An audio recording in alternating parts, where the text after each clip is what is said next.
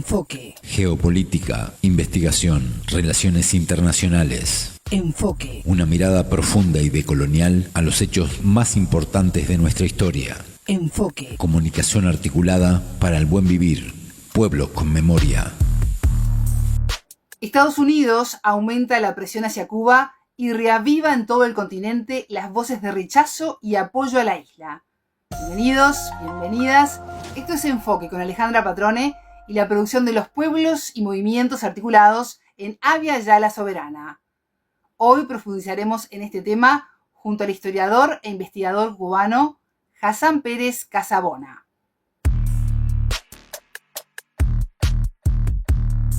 La entrevista.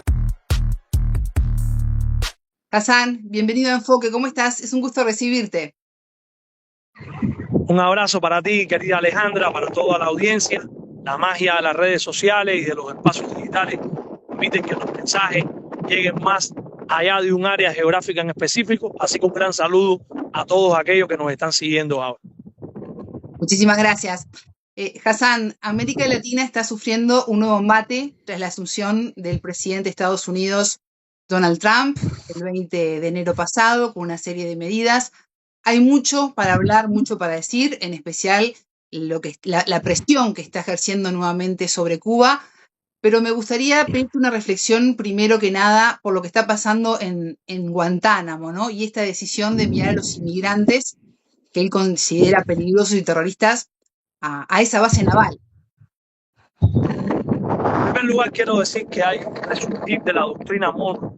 Yo creo que estamos en presencia de un renacer del peor rostro del imperio, y particularmente hacia América Latina se expresa con toda claridad toda esa política de odio, de desprecio, de considerarnos ciudadanos de segunda categoría. Esa es una visión sempiterna para la clase política dominante en los Estados Unidos a lo largo de más de 200 años, el enfoque monroísta de concebir a nuestra área como un traspatio y estar ellos en capacidad de controlar nuestros destinos. Diríamos que el dilema cenital para los pueblos de nuestra América a lo largo de más de 2 siglos ha sido la irrupción del enfoque monroísta y del otro lado la visión bolivariana, martiana, de O'Higgins, San Martín, Betanzos, Hostos, los grandes próceres, Fidel Castro, las grandes figuras que abogaron por una América unida. En estos momentos, desde ese norte revuelto y brutal que nos desprecia, como señaló José Martí, el héroe de la independencia de Cuba, y una de las figuras cimeras del proceso de integración por su concepción unitaria hacia nuestra región, desde este momento decíamos que en la visión de ese norte se ha centrado a partir de la llegada al despacho oval de un hombre con las características de Donald Trump. Esta segunda temporada del presidente Trump ha irrumpido como una especie de huracán, diríamos como un evento meteorológico de categoría 5, con un envalentonamiento, también remarcando, diríamos, las peores ideas de ese sistema político, porque no apuesta al diálogo, no apuesta al entendimiento, no promueve el multilateralismo, no hay un reconocimiento al sistema de Naciones Unidas, todo lo contrario. Hay el uso de la fuerza, la amenaza del uso de la fuerza, la intimidación, el chantaje, los instrumentos coercitivos, las sanciones unilaterales, es el arsenal que Trump ya esbozó y en algunos casos puso en práctica en su primer periodo entre 2017 y 2021 y que con un espíritu renovado, un envalentonamiento a partir del resultado electoral de los comicios del 5 de noviembre del año pasado, ha irrumpido quebrando pilares del propio establishment estadounidense. Particularmente con el tema de los migrantes. El tema de la migración es un tema central para los políticos estadounidenses, lo ha sido siempre. Yo quiero recordar que la primera ley de naturalización en ese país data de 1790 y desde entonces, en los albores, en la génesis misma de Estados Unidos como una nación moderna, estuvo el manejo en distintos momentos asociado a los condicionamientos de cada época de la cuestión de cómo relacionarse con los migrantes. Un hombre como Thomas Jefferson consideraba, por ejemplo, que una oleada desmedida de alemanes pondría en juego el inglés como el idioma central. Y hubo una ley muy famosa que estuvo vigente más de 60 años, la ley de exclusión china, que a lo largo, finales del siglo XIX, después de la denominada fiebre del oro en California a la 162, me refiero para esta ley, y que establecía penalizaciones e impedimentos para que los culíes, los grupos inmigrantes asiáticos, fundamentalmente chinos, tuvieran plenos derechos en el entorno estadounidense. Lo que quiero decir es que desde ese momento la manipulación y también reflejar el desprecio a lo diferente, a lo que no se ajusta al enfoque dominante del blanco anglosajón protestante. Trump, particularmente con tu pregunta de Guantánamo, sí, su anuncio de las últimas horas de enviar ahí a 30.000 inmigrantes que puedan ser deportados. Yo quiero señalar que ese es un territorio, creo que es importante para la audiencia hacer algunas precisiones. Está la base naval estadounidense en Guantánamo, que es la primera base militar que tiene Estados Unidos fuera de sus fronteras y la única que se mantiene desde 1959 en contra de la voluntad del gobierno y del pueblo de Cuba. Esa base naval fue resultado del Tratado de Estaciones Navales y Carboneras de 1903 entre Cuba y Estados Unidos. Inicialmente concibieron 4 estaciones: Bahía Honda, Nipe, Cienfuegos y Guantánamo. Finalmente se quedaron con la de Guantánamo y desde ese momento yo diría que refleja también la visión del uso de la fuerza, porque vino a inaugurar el papel preponderante que tiene el componente militar dentro de la política exterior de los Estados Unidos. Desde esa base, en las décadas iniciales del siglo XX, salieron marines y expediciones armadas para intervenciones militares en Haití, Nicaragua, Santo Domingo, México, incluso hacia Cuba. Es decir, que viene a expresar el influjo que tuvo en el final del siglo XIX la doctrina Mahan, el capitán de navío Alfred T. Mahan, que hablaba del poder naval a través de la historia. Y bajo ese enfoque y la intromisión de Estados Unidos en la denominada Guerra Hispano-Cubano-Estadounidense de 1898, luego la victoria de los Estados Unidos hizo que claudicara España, se entregó Filipinas, Islas Guam, Puerto Rico y Cuba, vino una ocupación militar en nuestra mayor de las Antillas entre 1899 y 1902 y nacimos como una república en 1902 con atributos formales, pero atada por un cordón umbilical a los designios de Wall Street y con un engendro jurídico que es la denominada enmienda Platt, que significó diríamos una daga para la soberanía, para nuestra independencia, un gran dilema para los patriotas de entonces que bajo la presión de que aceptaban esa enmienda o Estados Unidos no terminaba jamás la ocupación militar.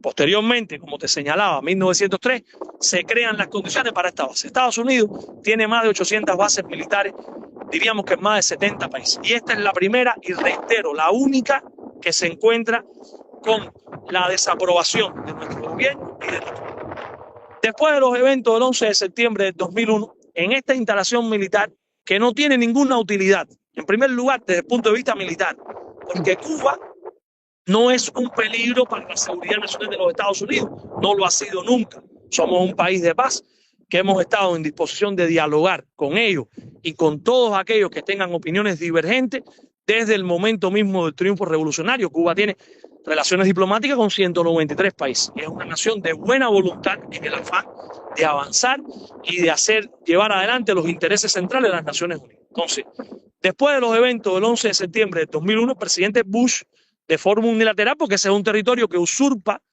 una parte de nuestra porción y también lacera nuestra soberanía, ya digo, es una daga, es un puñal clavado en nuestra espalda.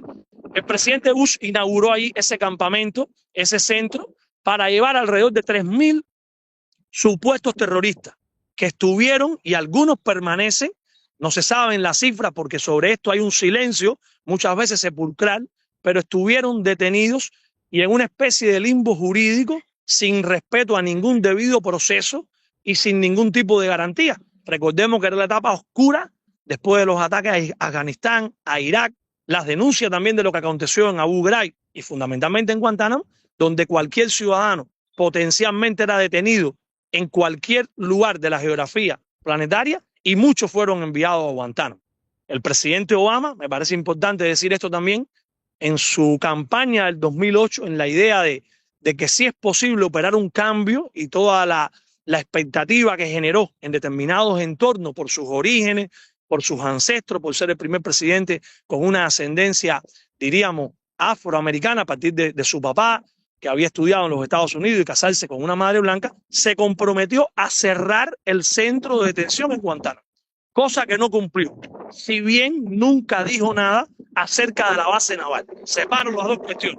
Está el centro de detención y está también la base naval. Nosotros hemos reclamado desde los famosos 5 puntos que expresó el comandante en jefe a raíz de la crisis de octubre de 1962, o en el juramento de Baraguá, me viene a la memoria, del 19 de febrero del año 2000, hemos dicho siempre que no renunciamos jamás a lo que consideramos una porción, es nuestro territorio.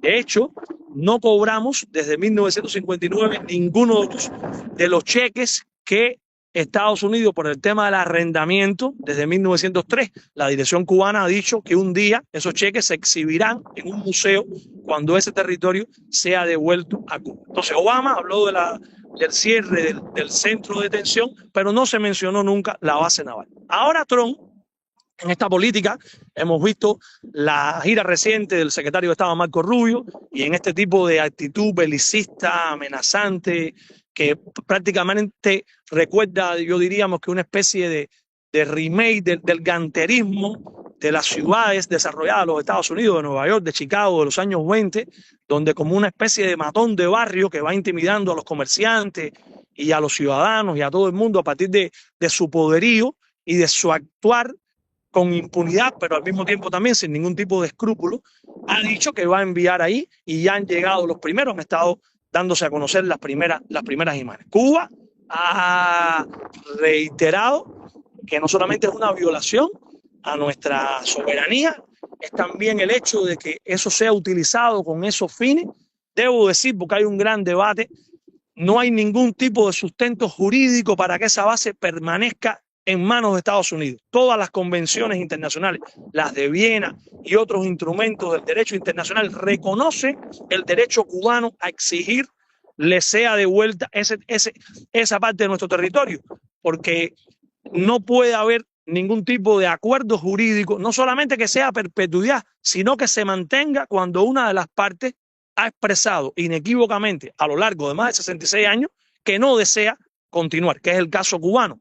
Ellos invocan, la parte estadounidense, una especie de engendro maquiavélico cuando se hizo una cesión a la soberanía cubana en 1903. Y las autoridades de la jurisprudencia a nivel internacional reconocen con mucha claridad que cuando las condiciones de origen que generaron la firma de un documento han cambiado, y en Cuba cambiaron sustancialmente a partir del 1 de enero del 59, el documento no solamente no es fuente de derecho, sino que no implica ninguna obligatoriedad de cumplimiento. Dicho de otra manera, Estados Unidos se mantiene ahí de manera ilegal, y esa base ha sido utilizada para maniobras que ponen en evidencia lo peor de la condición humana desde la política de los Estados Unidos, en la misma medida en que autoridades militares de ese país retirados han reconocido a lo largo de décadas que es obsoleta y que no tiene ninguna utilidad desde el enfoque militar, porque Cuba no es una amenaza. Ahora Trump va a crear condiciones para poner ahí a 30.000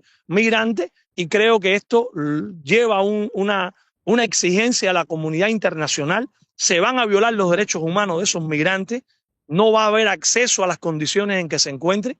Hemos estado presenciando el tono con que se han estado comunicando con figuras de gobierno, y también ese clima donde parece que es un emperador mundial. Y yo creo que la sociedad estadounidense, que tiene tantas personas de bien, tantas instituciones que a lo largo de décadas también han luchado por la defensa de los derechos humanos y que tienen una contribución para el arte, para la ciencia, para las relaciones internacionales, tienen que dar una pelea muy dura, además de lo que hagamos en el plano internacional, porque este presidente viene a mostrar de manera más descarnada el desprecio, el odio, la misoginia, el irrespeto, y el mundo del siglo XXI demanda una comunidad diferente a lo que Trump encarga. Estados Unidos es todavía la primera economía, es el primer gasto militar, tiene el 40% del gasto militar mundial, por lo tanto es muy peligroso lo que ha sucedido en apenas pocas jornadas de su ejercicio gubernamental, donde ya se han firmado casi de 200 órdenes ejecutivas que echan por la borda importantes avances que se habían alcanzado en etapas precedentes. Hassan, uno de esos avances era retirar a Cuba de la lista de los países terroristas. Sin embargo, llegó Trump y volvió a incluirlo. ¿Cómo analizás esta situación? Es parte de la política que va a tener de ahora en más con Cuba, ¿no? Era previsible desde el momento en que se dio a conocer la noticia de que Biden el 14 de enero nos retiraba. Yo creo que era una especie de secreto a voces para la comunidad internacional que Trump intentaría inventarse un nuevo pretexto o, lo que es peor, en un alarde de su autoritarismo, de sus facultades prácticamente omnímodas, no solamente echó por la borda esas primeras 78 decisiones con las decisiones ejecutivas que revirtió lo que había hecho Biden, sino que puso sobre el tapete que ni siquiera iba a caer en la argucia de inventar un nuevo pretexto. Yo creo que eso es todavía más complejo porque demuestra la impunidad, la arrogancia, la soberbia y el desprecio al sistema internacional. Cuba no debió estar jamás, ni un solo segundo, en esa lista de países patrocinadores. El primero que nos colocó fue el presidente Reagan en 1982. Este es un mecanismo que creó el Departamento de Estado en 1979. Cuba fue colocada en el año 82 y el presidente Obama, como parte del acercamiento que se produjo después de los anuncios del 17 de diciembre, primero de manera secreta y luego de forma pública del 17 de diciembre de 2014, previo a la Cumbre de las Américas en Panamá en abril del 2015, sacó a Cuba de esta lista.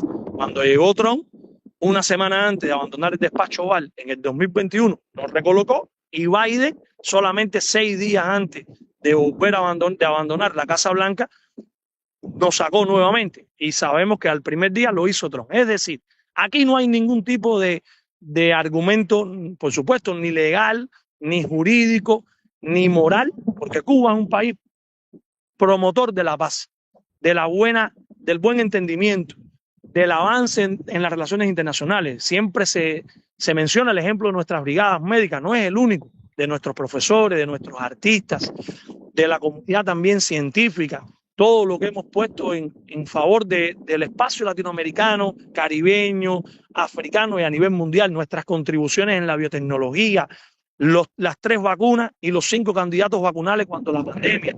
Pero ahora mismo se está celebrando, hace unas horas terminó en La Habana el Festival Internacional de Jazz, ese vaso comunicante tan profundo que hay entre Cuba y los Estados Unidos, entre Nueva Orleans, entre las contribuciones nuestras denominado Latin Jazz, y había decenas de agrupaciones estadounidenses que lo reconocían de las demás prestigios. Aquí han venido muchos premios Grammy. Este es un festival que data desde hace 40 años, festival de ballet, ahora tenemos la Feria Internacional del Libro en apenas unas horas, un hervidero para la cultura en todo el archipiélago. Cuba es un país de paz, con muchas dificultades en materia económica, con obstáculos que superar, con vicisitudes de todo tipo. Ha sido muy difícil en los últimos años, diríamos, la vida cotidiana para el pueblo cubano, precisamente con la llegada de Trump, porque cuando Trump se instaló como presidente en el 2017, a unos meses, 6 meses después, firmó el memorando de seguridad nacional el 16 de julio para atacar a Cuba. Y a partir de ahí vinieron una andanada de medidas,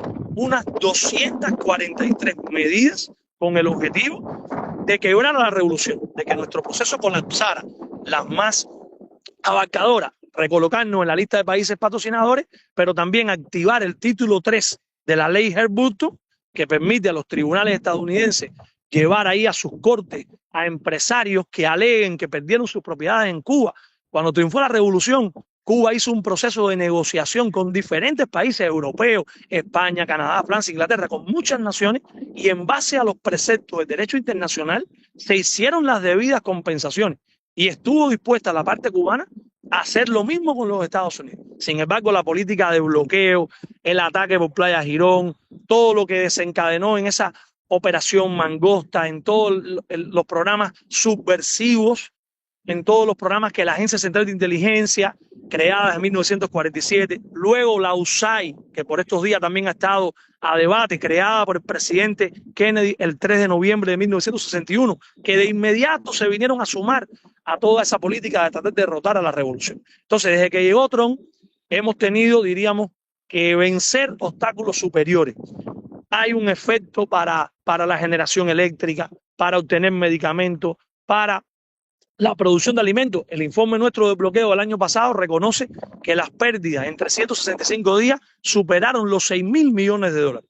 Siempre hacemos énfasis que el bloqueo no es el único de nuestros problemas, pero sí es el problema fundamental.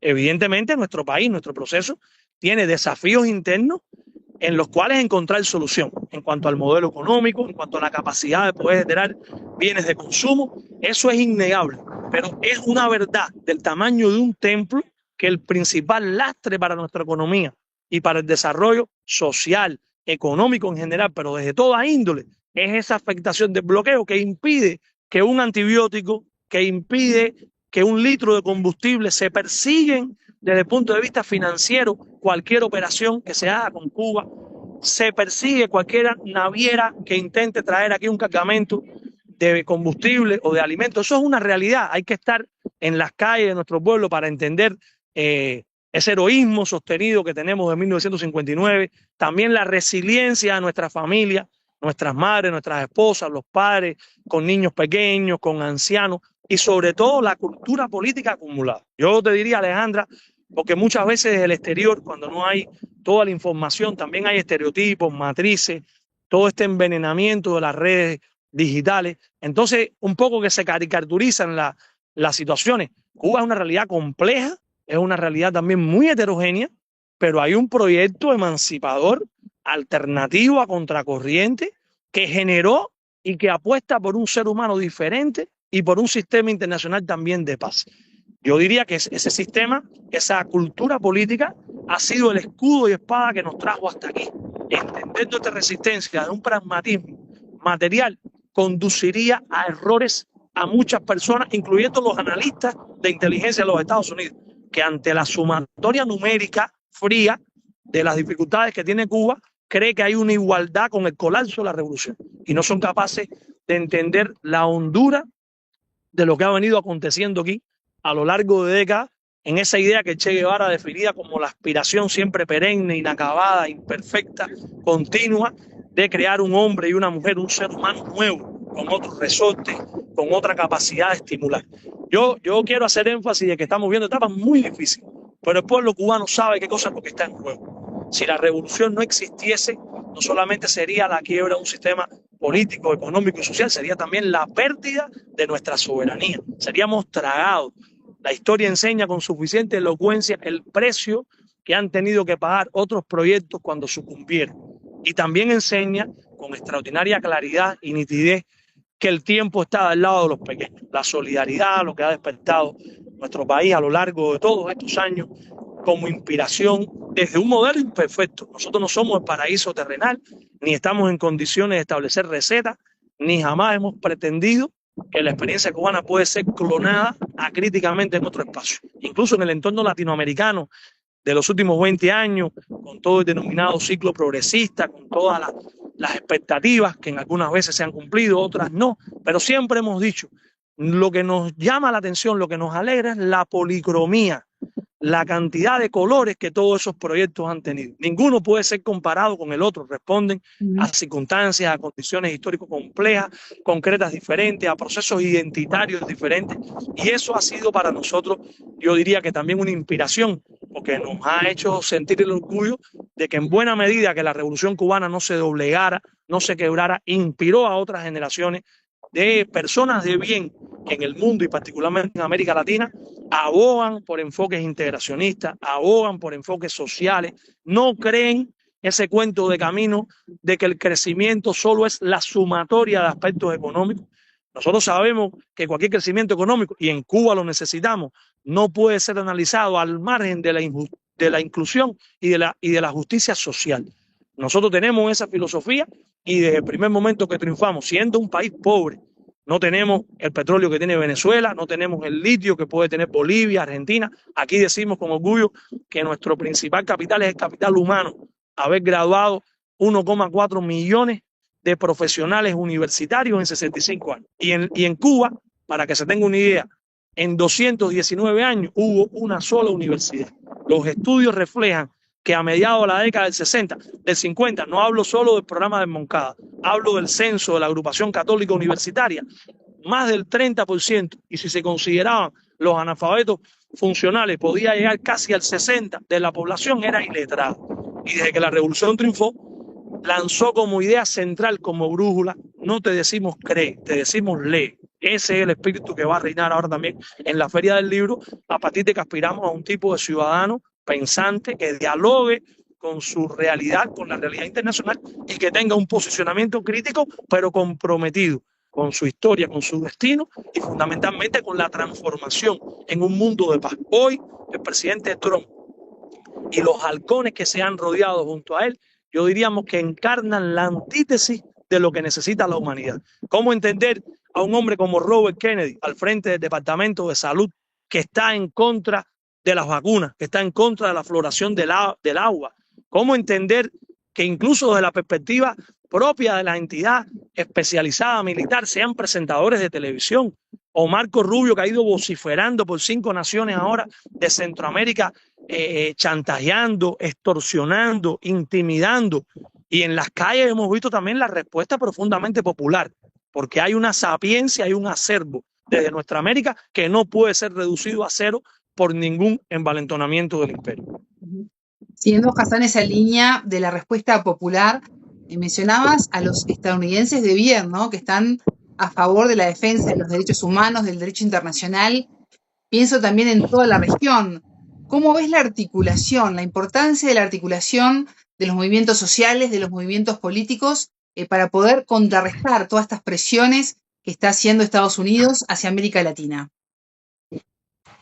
Son más importantes que nunca los movimientos sociales, las agrupaciones de intelectuales, de obreros, de estudiantes, feministas, de la heterodiversidad. Todo el conglomerado social, yo diría que hoy encarna una importancia extraordinaria, mayor que la que pudo haber tenido en épocas anteriores. Siempre ha sido de un papel decisivo, pero hoy es vital. Tenemos que unirnos, tener capacidad de establecer alianzas, no solo a nivel político, no solo a nivel gubernamental. Hay una América profunda, diversa, plural, que tiene que ser escuchada. Acaba de terminar la cumbre virtual del ALBA y hay un posicionamiento muy claro de condena a todas estas maniobras en relación con la migración y con todo ese desprecio de Estados Unidos hacia nosotros. Pero no es suficiente. Tenemos en los espacios académicos, desde la ciencia, desde las universidades, desde el mundo intelectual, desde las calles.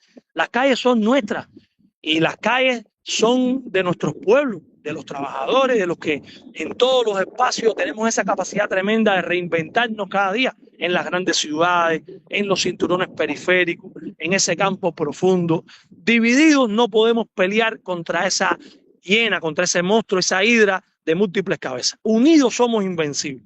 Esa es la coraza, esa es la filosofía, esa es la cosmovisión de nuestros padres fundadores. Los mencionaba ahorita, algunos de los más emblemáticos, pero también en esta contemporaneidad, nuestra música, nuestra literatura, nuestra poesía, nuestro arte culinario, nuestro teatro, las danzas populares. El imperialismo no quiere eso. El imperialismo quiere un modelo único, un canon de éxito, un canon de belleza que es superfluo, que está centrado en la visión anglosajona, en la visión eurocéntrica. Lo diferente ya es condenado. Solo se tiene éxito si se ha ido a un tipo de universidad, si se ha recibido una materia, si se tiene los ojos de un color, si se viste de una manera, si se asume una cinematografía. Hace unos meses, pocas semanas, en diciembre, en nuestro país, del año anterior, se efectuó la 45ª edición del Festival del Nuevo Cine Latinoamericano. Todo ese gran movimiento que viene desde Viña y que tiene la posibilidad nuestro pueblo y también personas de muchas latitudes que siempre se congregan en La Habana de ver una producción documentalística, cinematográfica diferente, crítica, no es la que está en el Main Street hollywoodense. Y lo pongo solo como un ejemplo de todas nuestras potencialidades. Hay que tener la capacidad de dialogar y de unirnos. Y esos proyectos de integración en todos los ámbitos no pueden quedar para las calendas griegas. Tenemos que centrarnos en las potencialidades a nuestro favor, no en aquellas cuestiones en las que estamos separados. Tenemos mucho más elementos que nos unen que aquellos que nos dividen. Y reitero una idea, Alejandra, ¿Sí? Estoy seguro que tú coincidirías conmigo.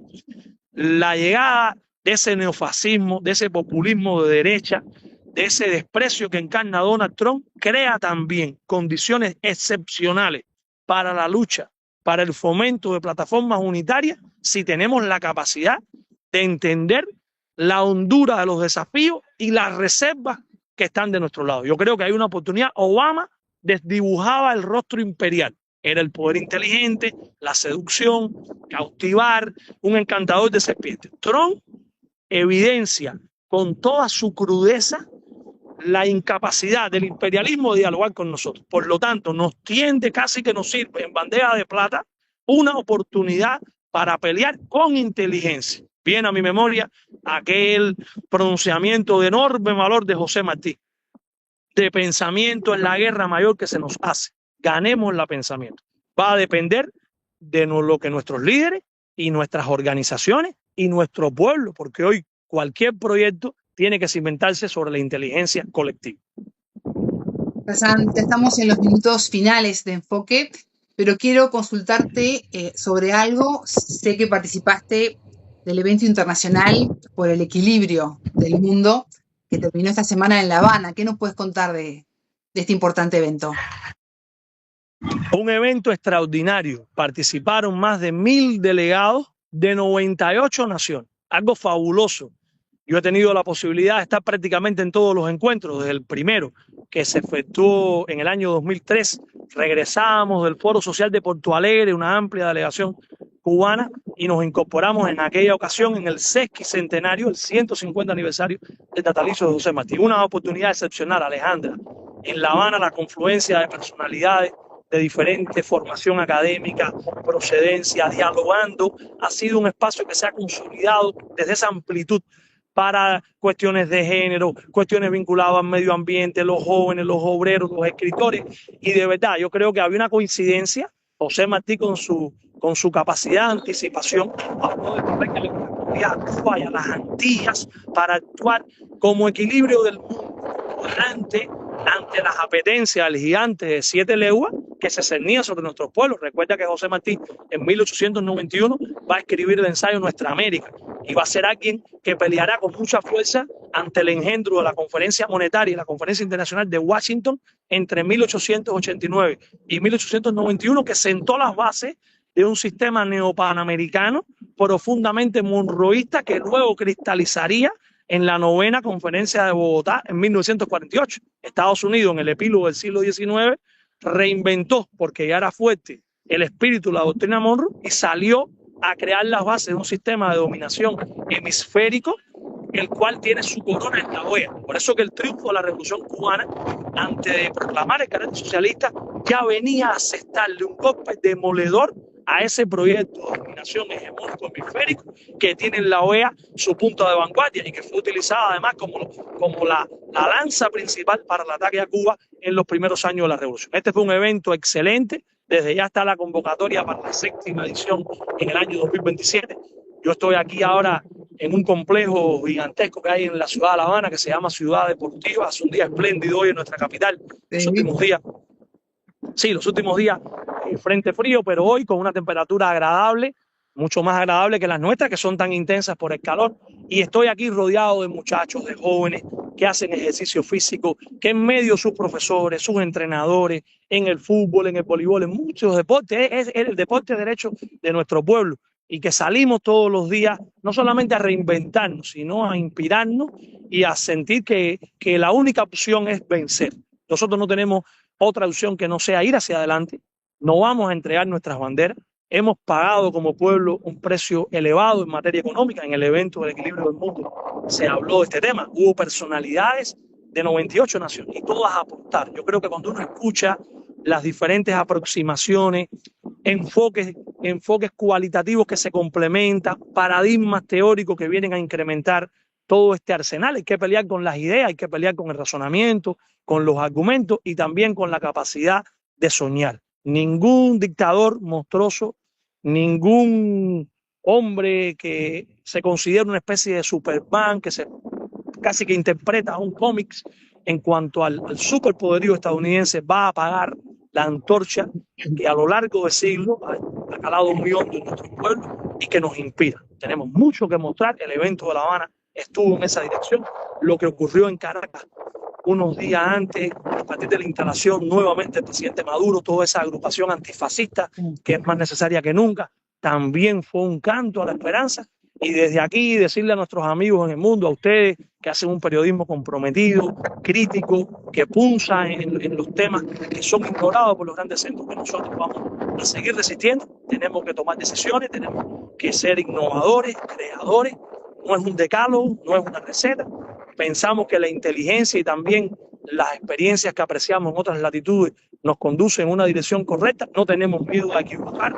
En lo que no nos vamos a equivocar jamás en los principios, en no entregar un proceso como este, y en esa línea seguir concitando el respeto, la admiración, porque en los Estados Unidos, incluso en las naciones desarrolladas, hay muchas personas que, sin coincidir con el enfoque político cubano o de Venezuela o de Nicaragua o de otros proyectos, nos admiran porque saben que hemos sido valientes, saben que hemos estado firmes, saben que no hemos agachado la cabeza y son capaces de apreciar, incluso en el contexto en que ellos llevan adelante su día a día, el heroísmo creativo, comprometido de proyectos como estos. Así que ese sería el mensaje y un canto a la esperanza, seguir preparándonos, seguir en equilibrio con la naturaleza, esa idea boliviana de la Pachamama, gran valor también de la Revolución Ciudadana del presidente Correa años atrás en Ecuador. Y bueno, nosotros aquí estamos con ese compromiso y con la voluntad de servir. José Martí decía, diga a nuestra América en qué servirla, hablaba de Venezuela y encontrará en nosotros unir. Así hemos sido educados cuando hemos estado en brigadas médicas o en brigadas educativas, porque creemos también que ser solidario no es dar lo que sobra, es compartir lo que se tiene. Y por eso, incluso en medio de las carencias, de las vicisitudes, jamás se cerrará una puerta desde Cuba para ayudar, para ser solidario con todos nuestros hermanos. Hassan Pérez Casabona, muchísimas gracias por estos minutos con Enfoque. Un gran abrazo para ti, Alejandra, y para toda la audiencia. A ustedes les decimos que ya se viene la frase del día. Tengan todos ustedes una excelente jornada. Buena vida para todos. La frase del día. Tenemos que unirnos, tener capacidad de establecer alianzas, no solo a nivel político, no solo a nivel gubernamental. Hay una América profunda, diversa, plural, que tiene que ser escuchado. Acaba de terminar la cumbre virtual del ALBA y hay un posicionamiento muy claro de condena a todas estas maniobras en relación con la migración y con todo ese desprecio de Estados Unidos hacia nosotros. Pero no es suficiente. Tenemos en los espacios académicos, desde la ciencia, desde las universidades, desde el mundo intelectual, desde las calles. Las calles son nuestras y las calles son de nuestros pueblos, de los trabajadores, de los que en todos los espacios tenemos esa capacidad tremenda de reinventarnos cada día, en las grandes ciudades, en los cinturones periféricos, en ese campo profundo. Divididos no podemos pelear contra esa hiena, contra ese monstruo, esa hidra de múltiples cabezas. Unidos somos invencibles. Enfoque, con Alejandra Patrone y la producción de los pueblos y comunidades articulados en Abya Yala Soberana para www.radiovictoriagt.com. Transmiten Radio Dignidad de Honduras, Codecá Guatemala, Abya Yala Soberana, Minca Comunicaciones de Argentina, Rondas Campesinas de Perú y Radio Victoria de Guatemala.